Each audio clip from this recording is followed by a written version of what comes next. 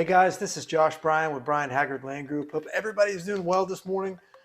Just wanted to go ahead and get you guys a quick update, a market update of really some statistics that we have put together from last month for the month of September. Overall, we saw interest rates go up again. Now we're over 7% on 30-year fixed. There are several mechanisms that, a lot of loan officers are trying to implement, like the 3-2-1 buy down for homeowners to be able to, afford some of these prices because we do have kind of still a lack of inventory, right? But, for the land side, it's created a kind of a mixed bag. So what we're really focusing on today is Collin and Grayson Counties, anywhere between 15 and 75 acres, all right? So we've seen an unbelievable amount of sites trade in the last couple years, with 2021 being a record year for a lot of those, just because of the growth and the movement up 75 and the tollway. So single family development was really on fire last year. Any type of mixed use projects, you had a lot of economic incentives up and down 75 with corporate relocations. So within Collin and Grayson County, I'm really referring to Plano, McKinney, Princeton. We've got sites up in Sherman that we've sold personally, Van Alsytyne, Celina, Prosper. Frisco has been on fire the last 20 years, obviously. Anywhere along that tollway and 75 corridor. What we're really seeing and getting the calls on almost every single day is really apartment developers wanting to find more land, because with the lack of inventory, with prices going up in the housing market, really it opened up the door and the gates for multifamily and build for rent. So there's a lot of interesting underwriting going on right now. A lot of sites had been dropped because they were put under contract, either too expensive or there's some land banking that a lot of companies didn't want to pursue in light of just not a lot of clarity in the market.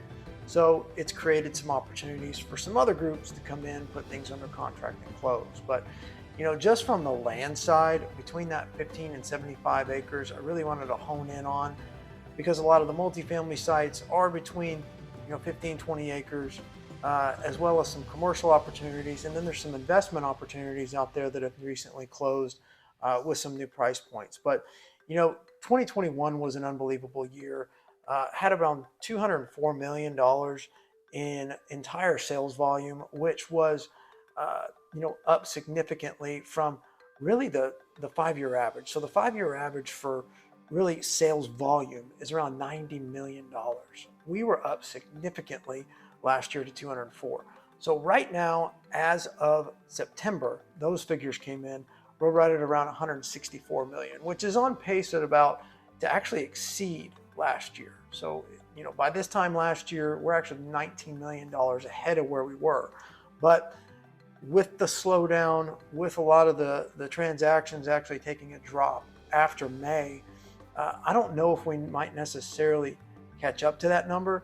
I think we'll stay under 200 million, but I think with the increases in list price and close prices, we might get pretty close.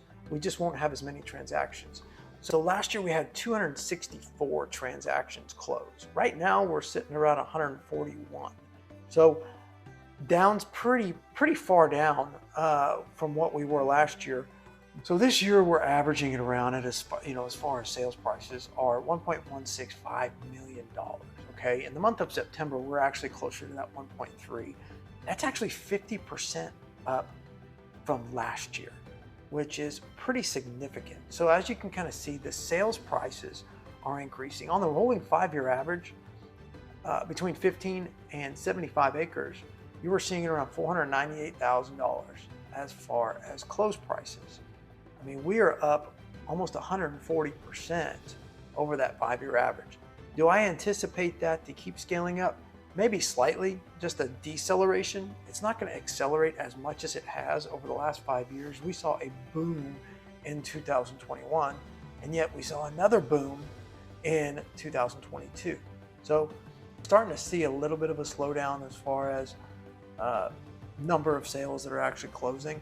I anticipate we're going to have just a ramp up in those last 2 months because a lot of people have to place capital. They got to make decisions on 1031s. possible policy changes next year. Nobody knows, right? So they want to be able to have security where they want to place those funds. So I anticipate a lot of the transactions to actually close towards the end of the year. In the month of September, we only had 7 transactions close, really between that acreage range, right, within Collin and Grayson County. August was the same way. That was about half of what we're really used to.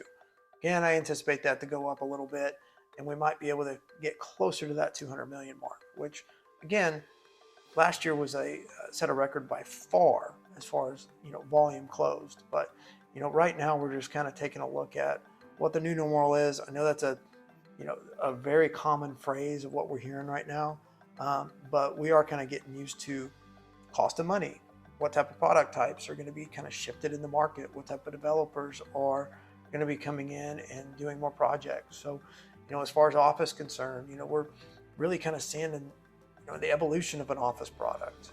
With corporate relocations, there's still incentives, being done by the state and the county and the cities, especially in Collin and Grayson County. So we're really anticipating a population boom as it further expands across those 2 counties, especially with some of the neighborhoods and master plan communities that are being built with more homes coming.